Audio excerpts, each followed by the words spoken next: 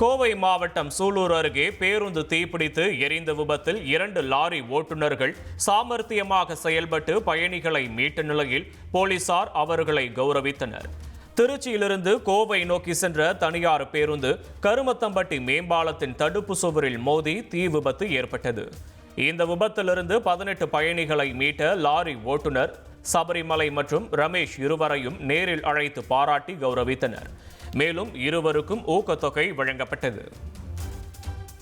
Lorry driver நான் குஜராத்லேருந்து பாப்பம்பட்டிக்கு வந்தோம். அப்போ எல்லாம் நம்ம சோமனூர் பாலத்துக்கு முன்னாடி உள்ள பாலத்தில் நாங்கள் சர்வீஸ் ரோட்டில் வந்தோம். அங்கேருந்து வந்த வண்டி வேகமாக வந்துட்டு எப்படி தூக்கத்தில் இருந்தாங்கன்னா தெரியல, வந்தது இடிச்சிட்டாங்க. இடித்தோடனே கீழே வீலு பக்கத்தில் லைட்டாக தீ பிடிச்சிருச்சு.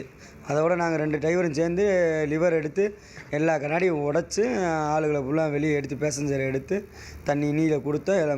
எல்லா பேசஞ்சரையும் வெளியே எடுத்துட்டோம். அதில் 2, 3, 4 பேர்த்துக்கு நல்லா கால் உடஞ்சிருச்சு. ட்ரெண்டை ஃப்ரெண்ட் ஆக்கிக்கோங்க.